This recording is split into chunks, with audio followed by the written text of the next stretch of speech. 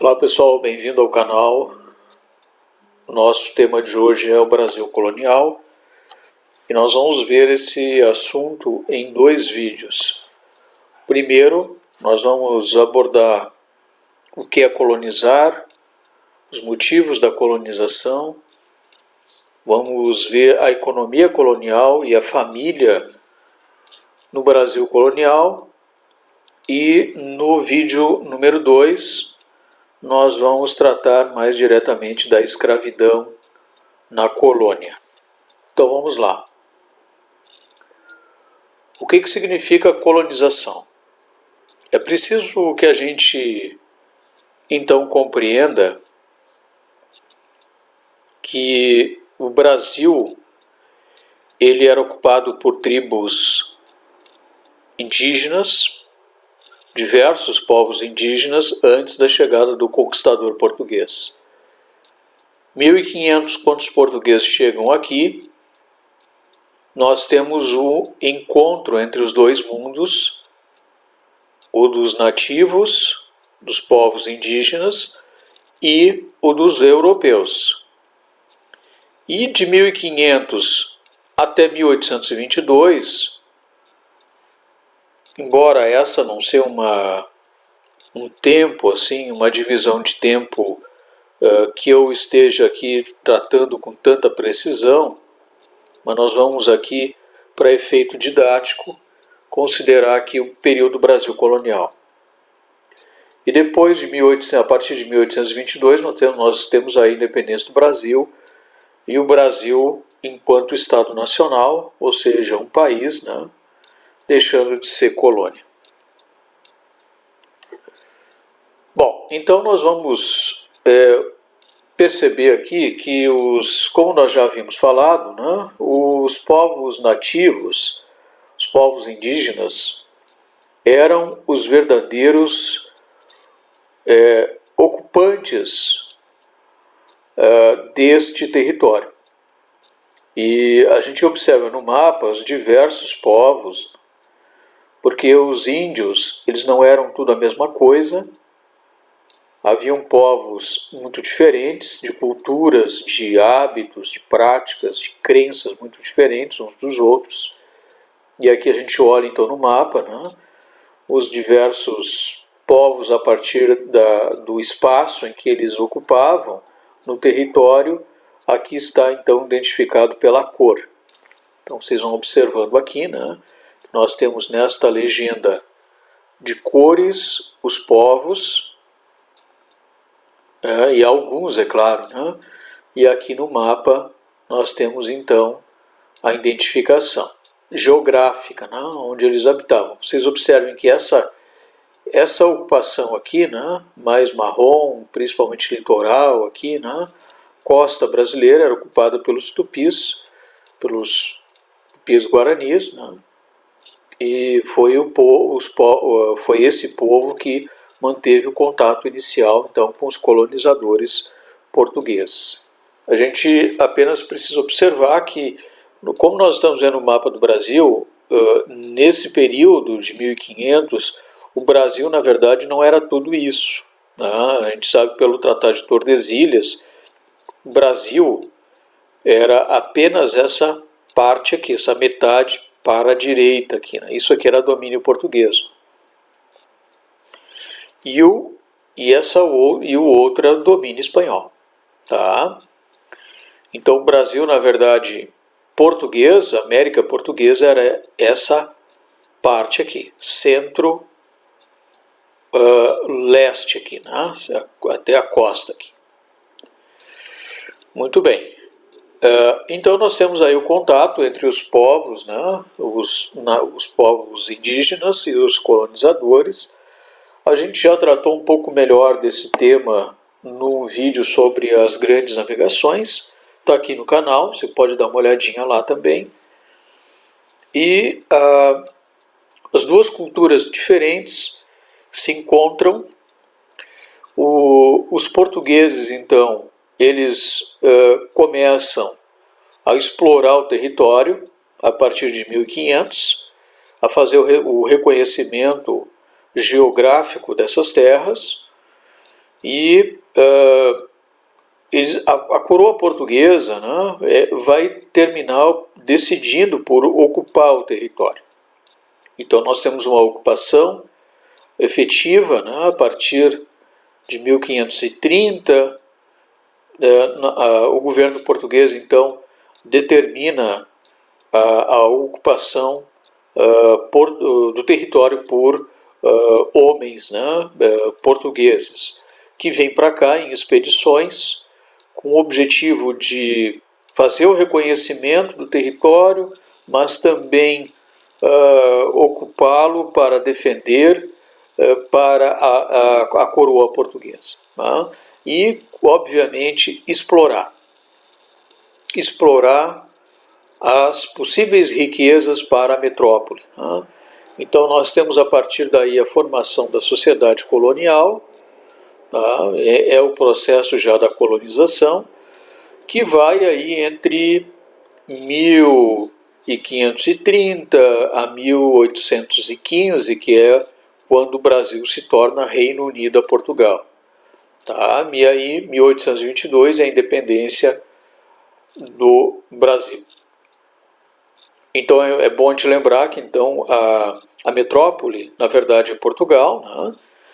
E toda a exploração da madeira, das árvores que são retiradas daqui, do ouro, depois no século XVIII, que é encontrado, no uso da terra, do latifúndio, da produção do açúcar, da instalação dos engenhos, da produção de algodão, de fumo, enfim, tudo aquilo que começa a ser produzido e explorado na colônia vai para a metrópole, vai para Portugal. O nome Brasil se deve a um dado interessante, não é? Porque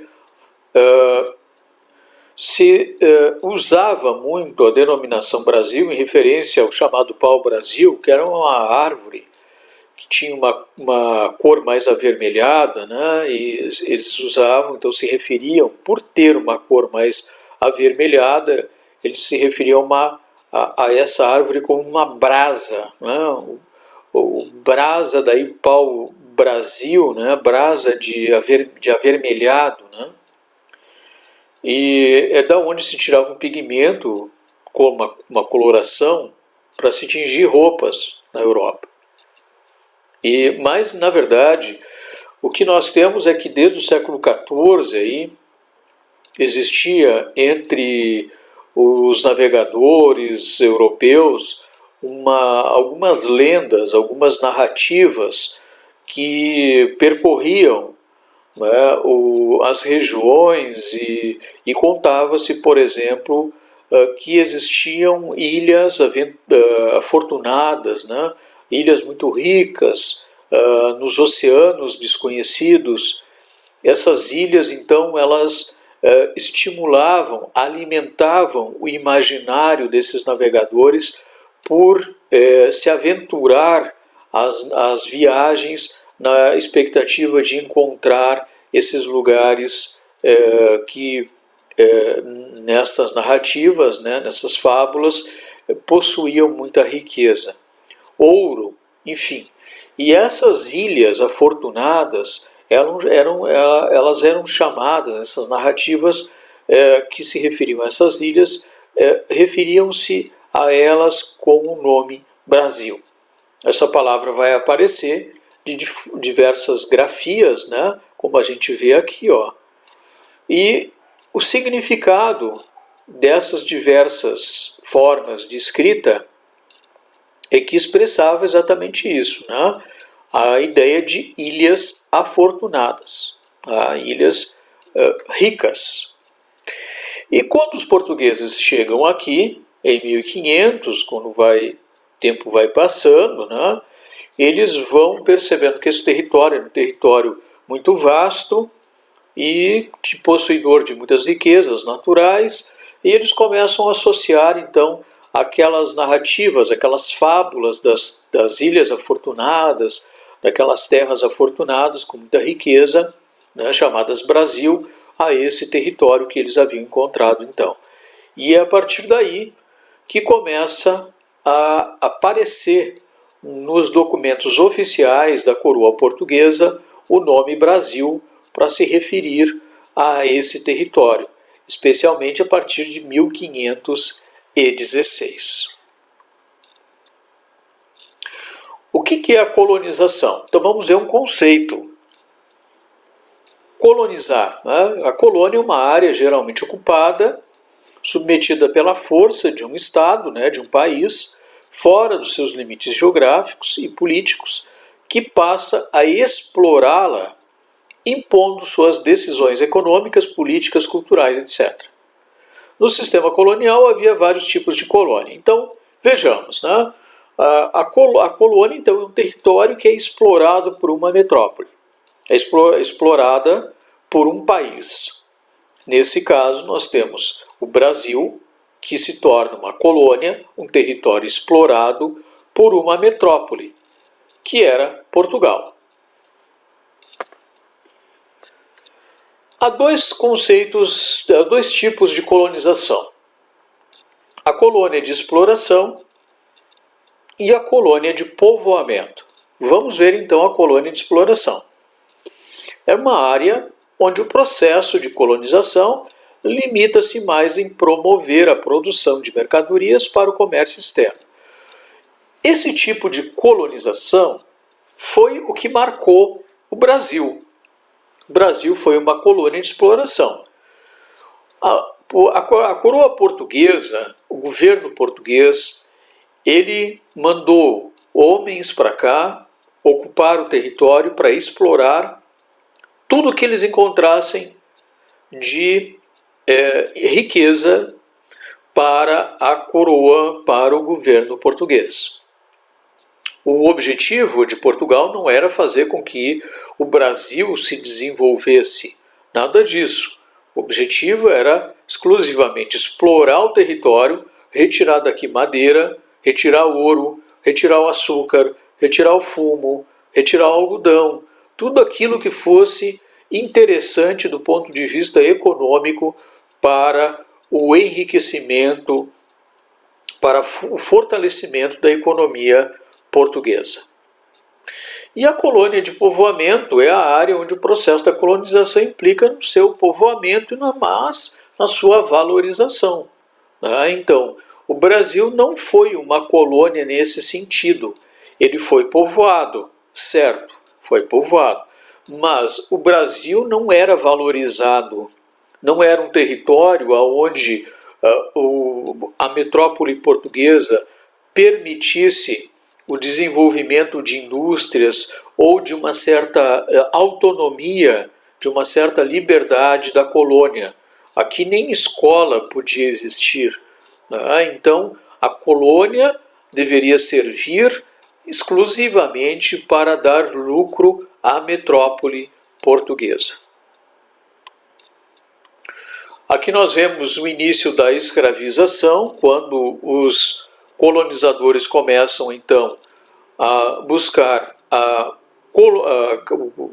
tornar os nativos, os índios, escravos, usando a mão de obra indígena no desmatamento das florestas, na retirada de árvores. Então há um primeiro momento, né, de escravização da mão de obra. É claro que os índios resistem. Os nativos, eles conheciam muito bem o território, muito melhor do que o colonizador. Então, para os índios era mais fácil fugir, porque eles sabiam o lugar aonde eles estavam indo, não é? E depois os colonizadores, eles vão, na verdade, dar prioridade para a escravização africana, pelo comércio, pelo rico comércio que justamente que marcou, né, o tráfico de escravos da África para o Brasil, que enriqueceu muito a metrópole portuguesa. A gente vai ver isso no vídeo número 2. Bom, a viabilidade do sistema colonial português, ou seja, o que viabilizou, o que permitiu com que a colônia brasileira ela se tornasse, né, viável, possível para Portugal. Então vejamos. Um documento de 1747, portanto aí no século XVIII, né, o documento português ele diz o seguinte: as colônias devem, primeiro, dar à metrópole um maior mercado para os seus produtos. Segundo, dar ocupação a um maior número de pessoas da metrópole. Manufatureiros, artesãos e marinheiros. Terceiro, fornecer-lhe uma maior quantidade de artigos de que precisa.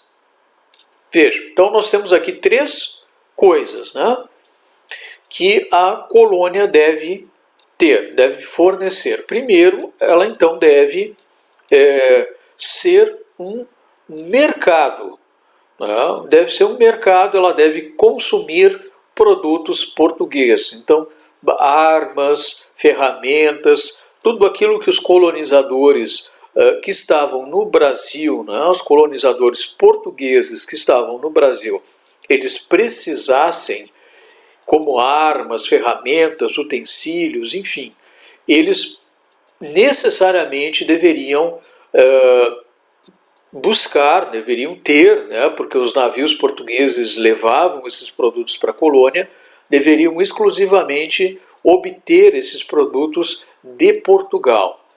Então a colônia brasileira ela servia como um mercado para os produtos da metrópole. Também a colônia deveria ser ocupada exclusivamente pelos portugueses, né, por artesãos, marinheiros, por homens, enfim, que estavam voltados para a exploração das riquezas do território e depois também começaram a formar as fazendas, os latifúndios, os engenhos de açúcar. Então, a ocupação portuguesa na colônia. E terceiro, é claro que toda essa produção da colônia, a produção do açúcar, do fumo, do algodão, a retirada do ouro, tudo isso iria necessariamente para a metrópole. Então nós temos aqui a representação do Pacto Colonial. A gente vai ver a representação já em seguida, mas nós temos alguns pontos aqui importantes. Primeiro, então, as colônias devem estar debaixo da imediata dependência e proteção dos seus fundadores. Nesse caso, os fundadores é o próprio governo português. Tá? Então, a colônia deve depender, deve estar sempre na dependência da metrópole portuguesa. Segundo item, o comércio e a agricultura da colônia devem ser exclusivos, aquilo que a gente já havia falado, né? Deve ser exclusivamente da metrópole portuguesa. Ou seja, os colonizadores não podem vender os produtos coloniais para outro país, apenas para Portugal. Aos fundadores, ou seja, a Portugal, ao governo português, pertencem também privativamente os úteis provenientes da agricultura, do comércio, da navegação das colônias. Então, os úteis aqui significa os lucros. Tá? Então, fica necessariamente para Portugal o lucro sobre o comércio da sua colônia.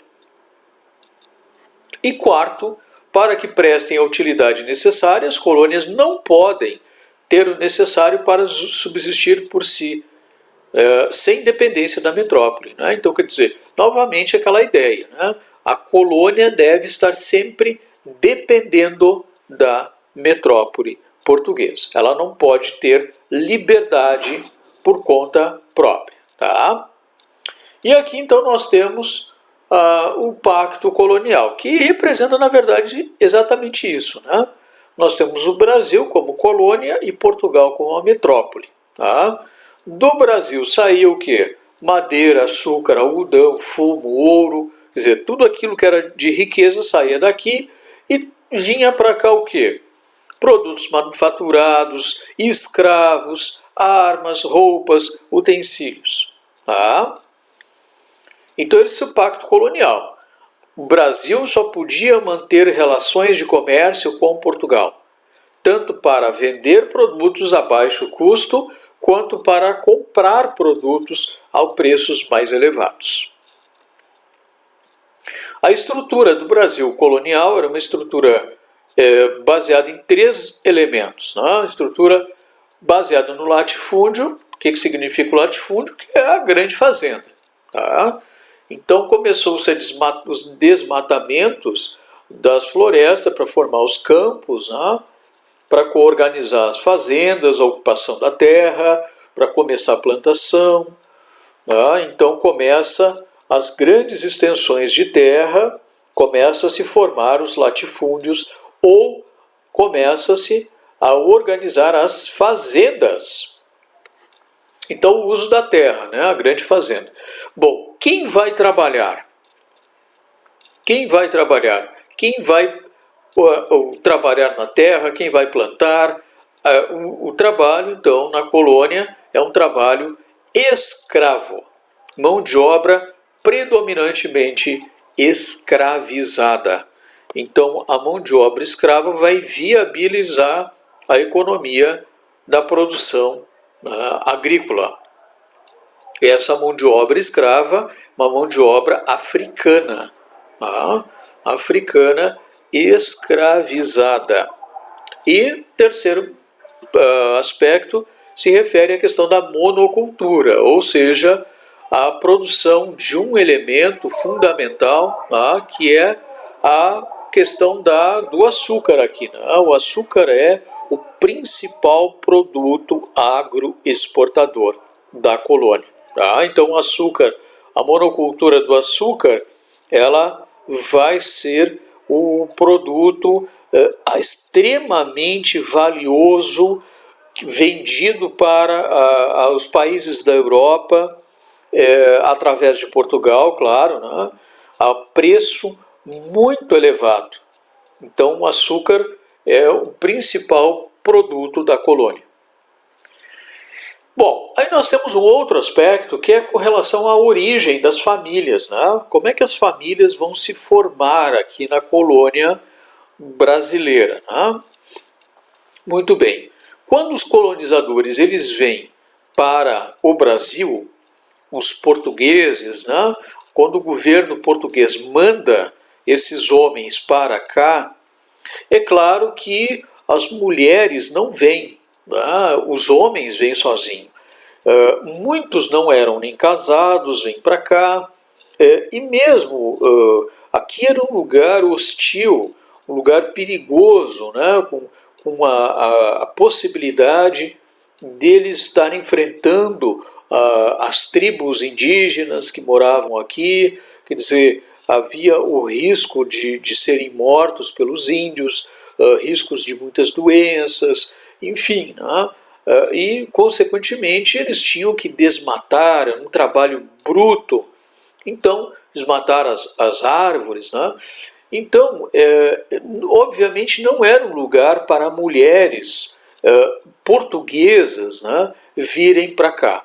Nenhuma mulher ia querer vir para um lugar como esse. Então, os homens vieram. Com o passar do tempo, a Igreja Católica então começa a pressionar o governo português para que ele enviasse mulheres brancas para a colônia para a formação de famílias, já que a Igreja Católica defendia que os homens, os colonizadores, pudessem formar famílias aqui. Não era o objetivo do governo português, e nem no primeiro momento dos próprios homens, que imaginavam que viriam aqui para a colônia, encontrariam ouro, ficariam ricos e voltariam para Portugal. A intenção não era ficar aqui, morando aqui na colônia. A intenção, no início, era vir, explorar e ir embora. Só que, com o tempo, a questão do ouro não foi uma coisa que eles encontrassem no primeiro momento. Eles somente foram encontrar ouro no século XVIII. Vejam bem. Então, esses contatos, né, esses homens, com o tempo, né, eles, com as ideias da religião católica, começaram a perceber que eles tinham que ficar aqui, né, até encontrar, e o tempo foi passando, até encontrar o ouro, enfim, e o tempo foi passando, e a igreja foi pressionando o governo português a trazer mulheres para cá. Mas aí vem a pergunta, quem é a mulher que ia querer vir para cá? Se casar com um homem que ela nunca viu na frente? Então, o governo português e a igreja terminaram resolvendo essa questão com os orfanatos que existiam em Portugal. Vocês sabem que o orfanato era um lugar onde ficam os órfãos, que não têm pai, não têm mãe.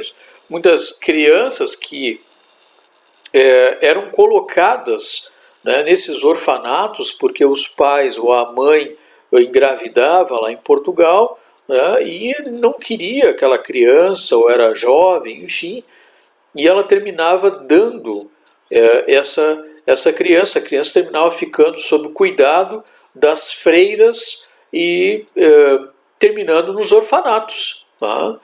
E muitas dessas jovens, já adolescentes, elas terminaram sendo colocadas em navios pelos religiosos e pelo governo português e sendo mandadas, tá, para o Brasil, tá, para chegar aqui e casar com homens que elas nunca tinham visto na frente.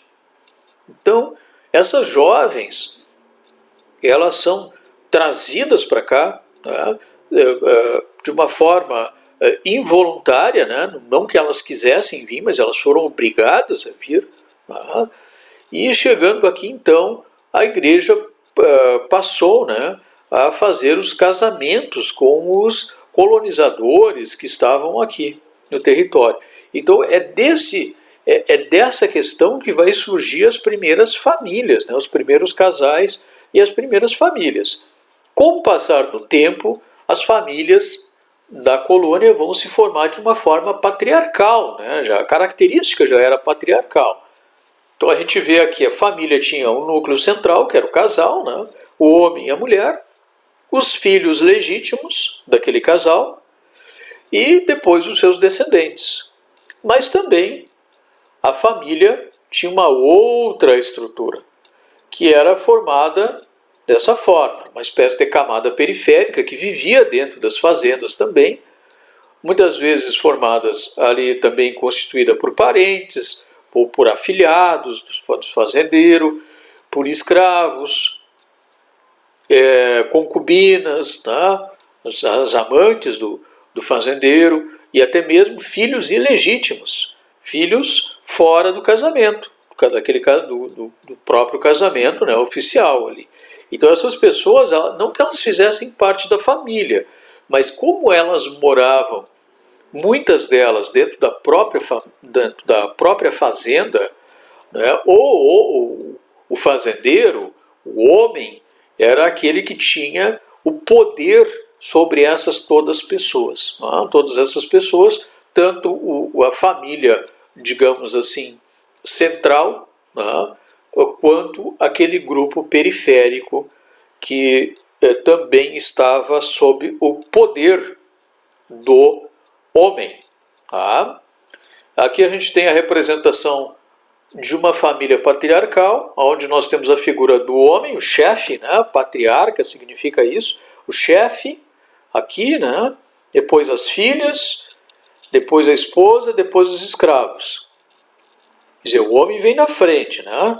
É aquela ideia de quem manda, né? Quem manda na família é o homem, e o resto tem que obedecer. Tá? Essa é uma figura bem patriarcal da família. Né? E aí nós vamos ter as categorias sociais também dentro da colônia, né? Formada aí pelos africanos, né? que são trazidos para cá, e também depois, com o tempo, aí, em algumas regiões, em algumas localidades também, onde se começa a se formar famílias também, casais, né, de escravos, tá?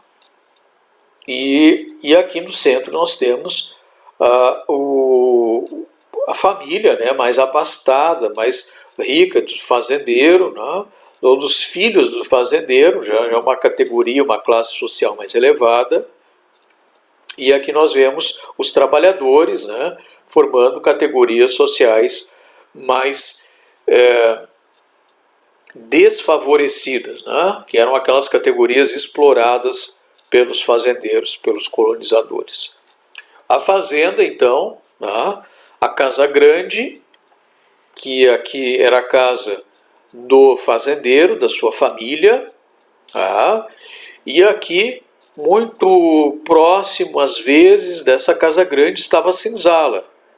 Senzala, que era a habitação dos escravos, né? uma habitação coletiva, na maioria das vezes, tá? Onde não havia divisões aqui dentro. Os escravos ficavam aqui dormindo em poucos momentos, tá? Porque eles trabalhavam muito. Aqui a gente vê a moenda, uma casa, né, com a moenda, que a gente vai ver depois num outro exemplo, tá? Uma outra figura na parte da escravidão, quando a gente estuda a escravidão. Tá? E aqui é que se tornava, então, lá atrás a gente vê uma capela, né, uma pequena igreja, tá, que também existia dentro da fazenda, e o Brasil colonial vai ser representado pela Casa Grande, pela senzala, pelo poder da igreja, né, e pela produção do açúcar. E aqui a gente vê então no mapa a produção do açúcar no litoral brasileiro, ó. Desde aqui, né, principalmente aqui no Sudeste, São Paulo, Rio de Janeiro, né, até o Nordeste, a produção do açúcar representou, sem dúvida, uma das maiores fontes de lucro para a coroa portuguesa. Tá? Bom, e aqui nós temos então o engenho, né, onde era produzido o açúcar, né, a cana de açúcar. Aqui vocês estão vendo uma moenda, que era o equipamento que moía a cana e extraía da cana o caldo para fazer o açúcar, para fazer a cachaça. Né? Aqui vocês estão vendo a cana de açúcar, que já foi colhida e que vai ser usada para fazer o açúcar. E a gente tem no século XVIII a descoberta de ouro na região, que ficou conhecida exatamente por isso, o nome de Minas Gerais. Tá? Então a gente tem aqui nesse gráfico, aí no século XVIII, o Brasil vai se tornar então um grande produtor de ouro, né? E esse ouro vai ser extraído daqui, vai ser levado para Portugal, ó, né? Aqui está mostrando, né, a flechinha, ó.